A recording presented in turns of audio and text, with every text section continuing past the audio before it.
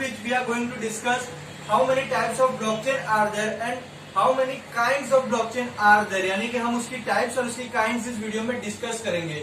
अगर आपने अभी तक हमारी पहले वाली वीडियोस नहीं देखी तो यहाँ आई टैब में क्लिक करिए और आपको हमारी प्लेलिस्ट दिखेगी, वहां पे आप हमारी सारी पहले वाली वीडियोस को एक्सेस कर सकते हैं और उसमें मैंने ऑलरेडी ब्लॉकचेन बेसिक्स के बारे में पूरा समझाया हुआ है। ये हमारा 8th वीडियो है।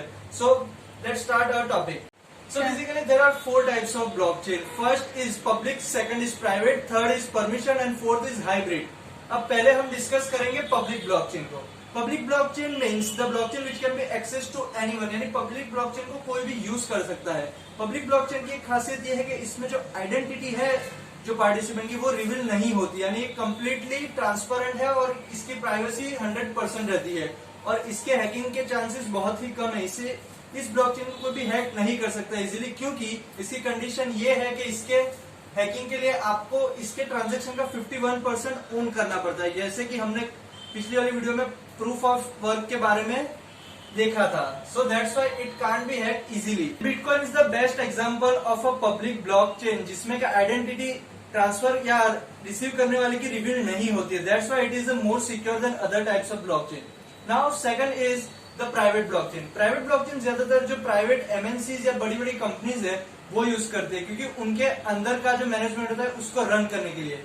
So basically in private blockchain उस ब्लॉकचेन का एक एडमिन होता है जो कि कंपनी के अंदर का कोई भी बंदा हो सकता है, वही पूरी ब्लॉकचेन को मैनेज करता है, वही पूरी ब्लॉकचेन की देखरेख रखता है कि इसमें कौन पार्टिसिपेंट ट्रांजेक्शन कर सकता है, कौन पार्टिसिपेंट इसमें अपना इनपुट डाल सकता है। उसकी परमिशन के बिना आप कुछ भी इनपुट या आउटपुट नहीं कर सकते उस ब्लॉकचेन के अंदर।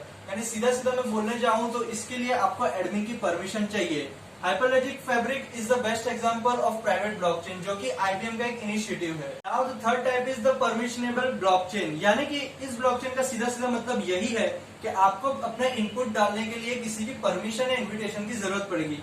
ये भी एक प्राइवेट ब्लॉकचेन का ही सब टाइप है और ये भी ज्यादातर बिजनेस में ही यूज होता है ताकि वो एफिशिएंटली अपने मैनेजमेंट को चला सके। यानी कि इसमें आपको एडमिन की परमिशन चाहिए होगी ब्लॉकचेन में इनपुट या ट्रांजैक्शन डालने के लिए, और जब उसकी परमिशन ग्रांटेड होगी तभी आप कुछ अपना इनपुट या ट्रांजैक्शन कर पाएंगे। Now fourth is the hybrid one. It is the mixture of the private and the permission blockchain. ये इन दोनों का एक हाइब्रिड वर्जन है, तभी इसको हाइब्रिड ब्लॉकचेन कहा जाता है। इसके अंदर आप 4 से 5 बड़ी बड़ी कंपनीज आप बड़ी बड़ी ब्लॉकचेन्स को एक साथ रन कर सकते हैं और इसमें आप ये भी डिसाइड कर सकते हैं कि कौन सा पर्सन किस पर्टिकुलर ट्रांजैक्शन में इंक्लूड हो सकता है और कौन सा पर्सन पर्टिकुलर ट्रांजैक्शन में इंक्लूड नहीं हो सकता। यानी कि इस ब्लॉकचेन में माइन्यूट पार्टिकल्स का भी बहुत अच्छी तरीके से ध्यान रखा गया है। That's why it is called hybrid blockchain. So, in previous topic we discussed that how many types of blockchain are there. In this topic we are going to discuss that how many kinds of blockchain are there. यानी पिछली बार हमने जो सीखा वो था types, और इस बार हम देखेंगे कितनी काइंड्स ऑफ ब्लॉकचेन होती है। सो बेसिकली ब्लॉकचेन के बहुत सारे प्रकार है, वो बहुत सारे काइंड्स में अवेलेबल है, बट जो मेन 3 है वो है Bitcoin, second is multichain and third is blockchain in banking. So basically Bitcoin is the best example of public blockchain. इसके अंदर आपकी जो आइडेंटिटी है बिल्कुल रिवील नहीं होती और ये मोस्ट सिक्योर ब्लॉकचेन के रूप में कहा जाता है। इसका कारण ये है कि सपोज आपको अपने एक फ्रेंड को कोई ट्रांजैक्शन देना है, तो आप क्या करेंगे, आप अपने अकाउंट से उसके अकाउंट में बिटकॉइन ट्रांसफर करेंगे। अब जो है वो बिटकॉइन आप ट्रांसफर कैसे करेंगे, तो उसके पास अपनी एक अकाउंट आईडी होगी, वो उसकी मदद से आप उसको बिटकॉइन ट्रांसफर करेंगे। अब जो बिटकॉइन है वो वैलिडेट और वेरीफाइड होंगे बिटकॉइन माइनर्स द्वारा। बिटकॉइन माइनर्स उसे वैलिडेट और वेरीफाइड करेंगे और तब जाकर वो उस ब्लॉक में ऐड हो जाएंगे और आपके फ्रेंड को एज अ आउटपुट बिटकॉइंस मिलेंगे। इसी तरह बिटकॉइन ट्रांसफर होता है। So that's why bitcoin is the best example of public blockchain and it is the best example of a secured transaction network. Now the second type is the multi-chain. Multi-chain is the best example of private plus personalized blockchain. इसके अंदर जो companies होती है उन्होंने अपने particular members या board members select किए होते हैं, वही पर्टिकुलर मेंबर्स को परमिशन होती है कि वो उस ब्लॉकचेन में अपना इनपुट दे सके। इसमें सिक्योरिटी पूरी रहती है, प्राइवेसी पूरी रहती है और इसमें डेटा जो है पब्लिकली रिवील नहीं किया जाता। जो भी आइडेंटिटी है वो बोर्ड मेंबर्स के अंदर ही तय होती है और वही उनके बीच शेयर होती है। यानी आइडेंटिटी जितने भी बोर्ड मेंबर्स उस नेटवर्क पे है उनको ही पता रहेगी, बाकी किसी को नहीं पता रहेगी। नेक्स्ट थिंग इज जो भी डेटा है वो उन लोगों के बीच में ही शेयर्ड होगा, यानी वो डेटा भी पब्लिकली शेयर्ड नहीं होगा।